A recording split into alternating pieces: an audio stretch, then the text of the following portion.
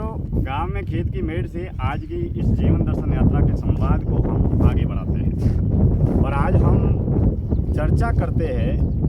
कि मित्रों, हम जब भी वर्तमान स्थिति अवस्था में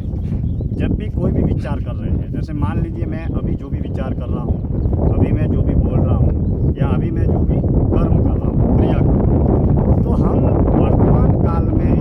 मन वचन कर्म से जितने भी जो भी क्रियाएं कर्म करते हैं, उस समय हम या तो अतीत की स्मृति में रहते हैं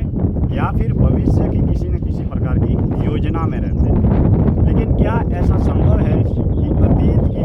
सुख या दुख से जुड़ी हुई कोई भी किसी भी प्रकार की कोई स्मृति हो और भविष्य में किसी भी प्रकार की भली या बुरी किसी भी प्रकार की कोई भी योजना नहीं हो?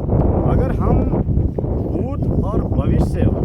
से मुक्त रहना और जीना सीखें तो पूर्ण रूप से इसी पल, इसी क्षण, इसी घड़ी वर्तमान में रह सकते हैं, वर्तमान में जी सकते हैं और वर्तमान में हम अपना कार्य कर सकते हैं। लेकिन मित्रों, ऐसा करना तभी संभव है जब साधक अपने मौन के माध्यम से,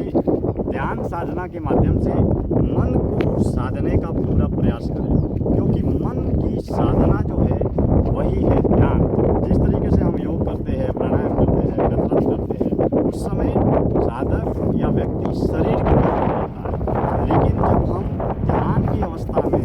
मौन की अवस्था में, एकांत की अवस्था में, जहाँ हम कोई भी कुछ भी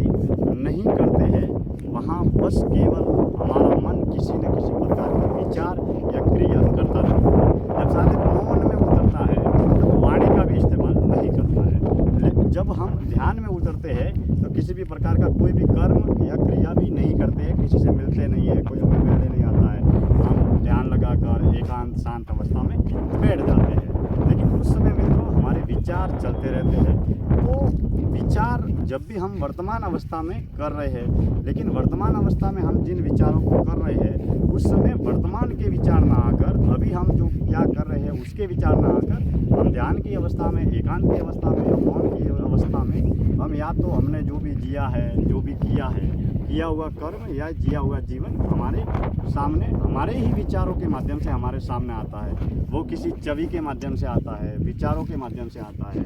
जो भी हमने भले बुरे अच्छे कार्य किए हैं उसकी स्मृतियाँ हमारे सामने आती है। या फिर मैंने अभी मेरे इसके बाद में आगे आने वाले साल में कल क्या करना है, परसों क्या करना है, अगले महीने क्या करना है, अगले साल क्या करना है, 5 साल बाद में क्या करना है, 10 साल बाद में क्या करना है, इत्यादि तमाम तरीके की हम योजनाएं बनाते रहते हैं। तो मित्रों, क्या ऐसा जीवन संभव है जिसमें भविष्य की न तो योजना हो और अतीत की न कोई स्मृति, बस केवल वर्तमान हो, वर्तमान में ही सोचना हो,